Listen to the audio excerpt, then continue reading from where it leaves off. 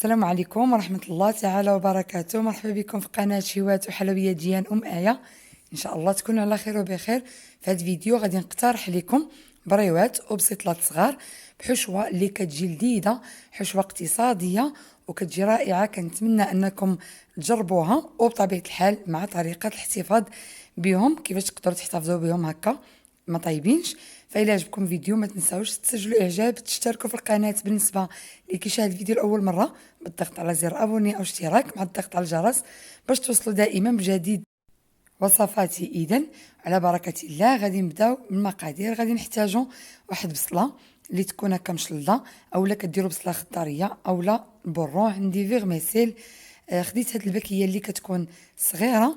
عندي كاس مخلط ما بين زيت الزيتون زيت نباتيه. عندي علبه ديال الطون، هاد العلبه هي اللي كتعطينا واحد المذاق رائع لهاد البسطيله، كتجينا بحال المذاق ديال الحوت.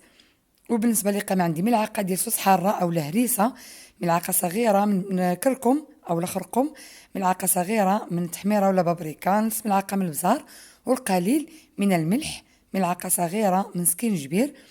وعندي هنا تقريبا 3 ل 4 فصوص ديال الثوم محكوك. وعندي ربع حامضه مرقده اولا مخلل اللي مقطع هكا رقيق. وعندي عصير ديال نصف حامضه. عندي ورقتين ديال سيدنا موسى اولا ورق غار. وعندي هنا التصدر ديال الدجاج اولا ديال لاداند اللي كنكونوا مقطعين رقيق. وعندي قزبر ومعدنوس مقطع. اول حاجه كنكبوا الماء الساخن على الشعريه الصينيه، كنخليوها يعني شويه ترطب. وغادي ناخذوا واحد المقيله غادي نديروا فيها البصله اللي شلضنا، وغندير فيها ورق غار اولا ورقه سيدنا موسى. غادي ندير الدجاج اولا لاداند يعني اللي توفر عندكم. غنوضع قليل من هذا الزيت اللي خلطته ما بين زيت الزيتون والزيت النباتيه. غنوضع هذا الخليط هذا على النار. كتقدروا تضيفوا كنور ديال الحوت الا توفرتوا عليها كتقدروا تضيفوها. غادي نضيف هنايا الثوم، وكذلك الا كانت عندكم عطريه ديال بسطيله الحوت استعملوا ملعقه كبيره حتى هي المذاق ديالها كيجي زوين. انا هنايا ما كانش متوفره عندي ولكني في غالب الاحيان كنضيفها. ما كانش عندكم ماشي مشكل. غادي نوضع الحامض مصير اللي قطعتوها كرقيق. الا ما كتبغيوش الحامض مصير تقدروا ما ديروش، وكيعطي مذاق لذيذ لهاد البسطيله عندك هو والصوص حاره اولا الهريسه. هادو جوج كيعطيو مذاق رائع لهاد البسطيله. هنا بعد ما ضفت القامه كنخلط هاد المكونات وكنضيف العصير ديال الحامض اولا الليمون الحامض.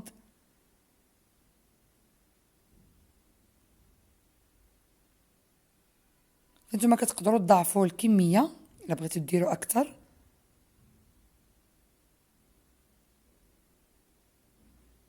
هاد الحشوه ان شاء الله غتكون ضمن تحضيرات رمضان، وغادي نقترح لكم العديد من الحشوات وكذلك بسيطلات ديال الحوت كيف ما طلبوا مني الاخوات. غادي ننزلهم لكم ان شاء الله. دابا مرونين مع العطله ما كاينينش يعني ما كنكونوش في الدار، داكشي علاش ضروري البنات هاد الحشوه تشحروها مزيان حتى كتنشف من داك الحامض. اي حشوه غديروا بها بسطيله خاصكم تنشفوها مزيان، لان الا بقى فيها داك الماء راها كتعجل لينا الورقه ديال البسطيله. بعد ما كتنشف غادي نضيف ليها هاد الفيغميسيل اولا الشعريه. كنحركها واحد شويه غير بيد ما كتشرب يعني ديك القامه. بالنسبه للشعريه اذا كانوا عندكم قشور كروفيت اولا ريوز ديال الحوت غليهم في الماء مع ديك القشيره ديال نص حامضه اللي عصرنا ورقه سيدنا موسى، وهذاك الماء هو اللي رقدوا فيه الشعريه الصينيه. ما كانش عندكم ماشي مشكل ديروا بحال الطريقه اللي درت انا. حاولت هنايا نبسط لكم هذه الحشوه هذه داكشي مبغيتش ندير حتى شي اضافات. وغادي نطفي النار.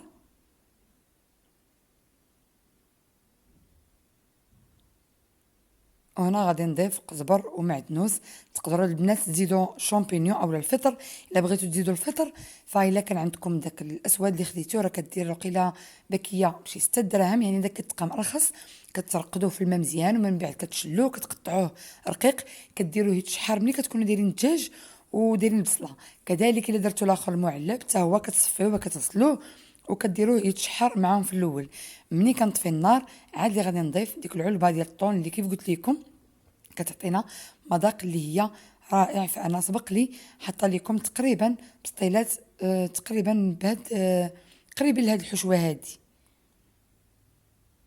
هنا كتقدروا تضيفوا صوص صوجا الى عندكم، ديروا ملعقه كبيره من صوص صوجا. كنخلط مزيان هاد المكونات. بالنسبه للطون انا حيدت الزيت ديالو، بغيتو ديروه كتقدروا ديروه اولا تضيفوا منه غير واحد شويه.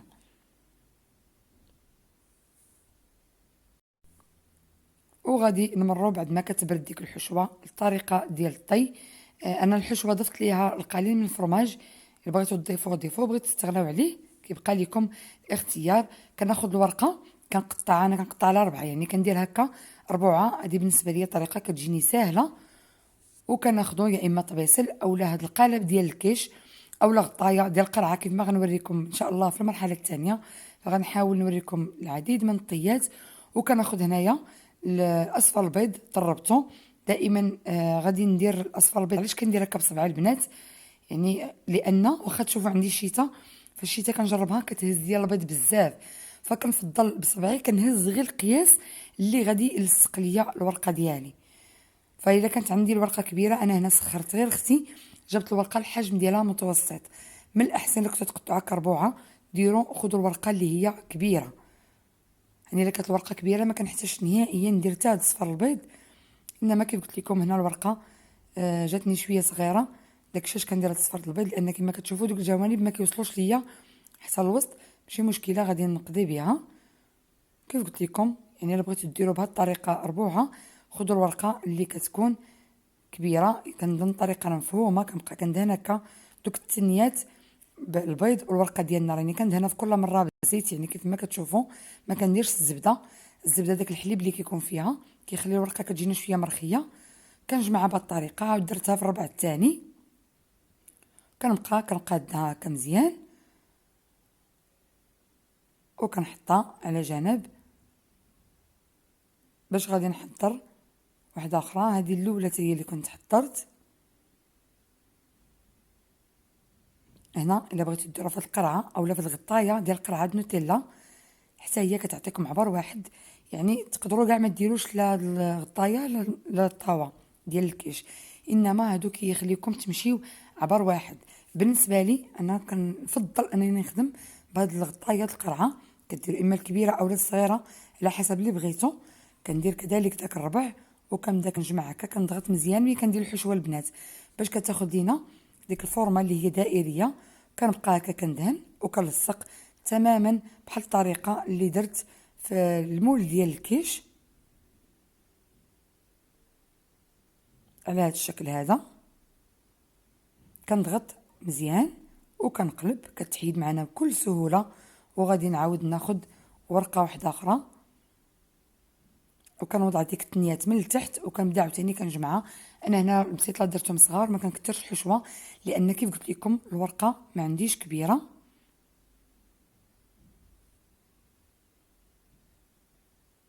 بنفس الطريقه كنعاود نجمعها. يعني طريقه اللي هي سهله، انا كنتمنى انها تكون مفهومه. ما كنظن اي مبتدئه تقدر دير هاد البسيطلات هادو. وكنحطهم مع الاخرين وغادي نمروا نحضروا حتى البريوات، يعني مع هاد الحشوه هادي. فبالنسبه للبريوات غادي نقسم الورقه على جوج. اذا كانت عندكم الورقه كبيره البنات قسموها حتى لحد 3 او 4. انا كيف قلت لكم عندي الحجم ديالها متوسط باش قسمتها غير على جوج.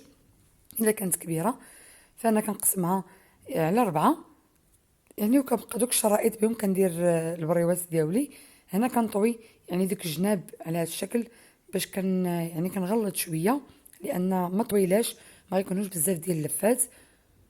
وكناخذ القليل من الحشوه. ان شاء الله المره الجايه نخدم معكم بالورقه كبيره وكذلك نخدم معكم مره اخرى بالورقه صغيره باش يعني كيف ما كانت عندكم الورقه تعرفوا كيفاش تقطعوها وكيفاش تخدموا بها. ملي كندير الحشوه البنات ملي كنكون كنطوي دوك القناص ديال البريوه كنكون دائما كنضغط عليهم. كندهن بالصفار ديال البيض اولا الماء والدقيق داكشي اللي بغيتو. انا هنا غنطيبهم في الفران داكشي ما عنديش هاد المشكل. الا كنتو غتقليوهم ديروا من الاحسن الماء الدقيق، لان الصفار د البيض كيبقى يدير واحد الرغوه في الزيت. انا ما كنفضلش نهائيا انني نقليهم، داكشي علاش كندير الصفار ديال البيض ما غيكونش عندي داك المشكل ديال الرغوه. دائما كندهن الورقه مزيان كيف قلت لكم مره اخرى، لانني غنطيبهم في الران. كندهن الورقه بالزيت، غادي نقرب هكا واحد شويه الكاميرا، كنوضع الحشوه على الطرف. ما ديروش كميه الحشوه تكون اكثر من الورقه باش تخرج لكم من الجناب. وملي كنطوي البنات يعني ديك القنات اللي كيكونوا في الجناب راهما بحال هذا الشكل، كنورك عليهم وهنا باش كنجمع ليها ديك القنات ديالها ما كيبقاوش محلولين بهذا الشكل هذا. طريقه راه سهله وكنظن انها واضحه.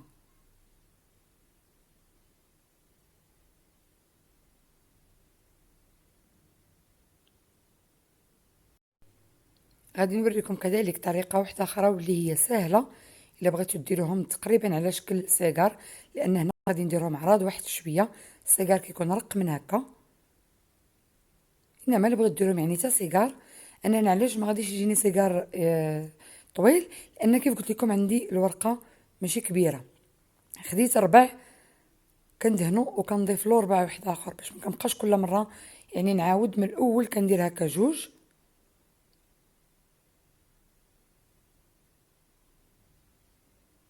ولا كانت الورقه كبيره البنات ديروا غير واحد. الورقه كبيره كيكونوا يعني لفات اكثر، يعني كيكون كافي باش كيغطي لينا ديك الحشوه. انا ما عنديش الورقه كبيره، دوبلت. كندير هكا القياس اللي بغيت، واش بغيتو معامرين واش بغيتو مرقاق، واش على حسب اللي بغيتو. كنجمع هكا الجوانب وكنلف بهذا الشكل هذا.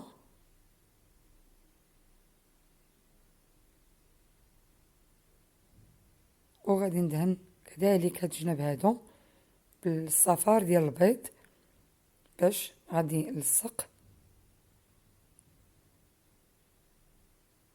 وغادي نعاود لكم واحده اخرى.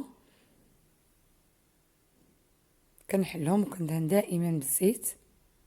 اللي بغات تدهن بالزبده كيبقى لها الاختيار. الا بغيتو البنات دهنوا بالزبده خليوها على النار ونقصوا لها البوطه، خليوها واحد شويه يعني على عافيه مهيله باش ما تكحلش لكم حتى تحسوا بها يعني تخلصات من داك الحليب اللي كيكون فيها، واللي هو كيخليش الورقه تجينا مقرمشه.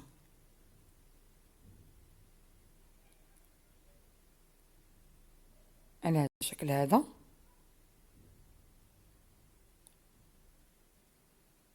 ونطوي وفي الاخر كنلصق الصفار ديال البيض. يعني راه كيف قلت لكم ملي كنهز بالشيته كيهز ليا بزاف.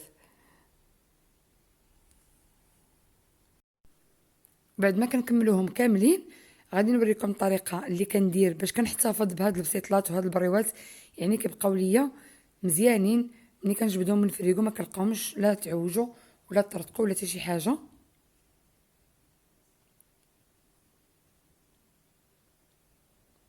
بالنسبه للبنات ملي كنت كنلفهم نسيت ما قلت لكمش، ملي كنكونوا كنديروا الورقه دائما الجهه الرطبه في الورقه هي اللي كنديروها التحتانيه، والحرشه هي اللي كنديروا فيها الحشوه كنديروها لداخل. كنبقى نجمع هكا كل وحده في السلوفان بوحدها، وعاد اللي كنوضعهم في شي علبه اولا سبيره، اولا كتستفوهم يعني في شي سبيره وديروا بيناتهم السلوفان اولا البلاستيك. غير من الاحسن ما ديروهمش كلهم فوق بعضياتهم بلا ما تفرقوهم حتى شي حاجه. بهذه الطريقه هذه كتقدروا تحطوا كاع في الثلاجه ولا في باب ديال الثلاجه كل وحده بوحدها. كل مره كتجبدوا الكميه اللي بغيتوا ومباشره كتدخلوها الفران. هذا هو الشكل النهائي ديالهم بعد ما كملتهم. كي قلت لكم ما غنطيبهمش دابا، غادي نحتفظ بهم ان شاء الله. ومني غادي نطيبهم راه اكيد غادي نحطهم لكم في فيديو اخر ديال المملحات. فكنتمنى الاقتراح ديال اليوم يكون الاعجاب ديالكم، تجربوهم كونوا اكيدين غادي يعجبوكم. قبل لا تخرجوا ما تنساوش تسجلوا اعجاب وتشتركوا في القناه بالنسبه اللي كيشاهد فيديو اول مره، وما تنساوش تشاركوا الوصفه مع الاصدقاء والعائله على موقعكم التواصليه باش تدعموا القناه، وكذلك باش تشجعوني وباش تعمل فائده. وخليتكم على خير.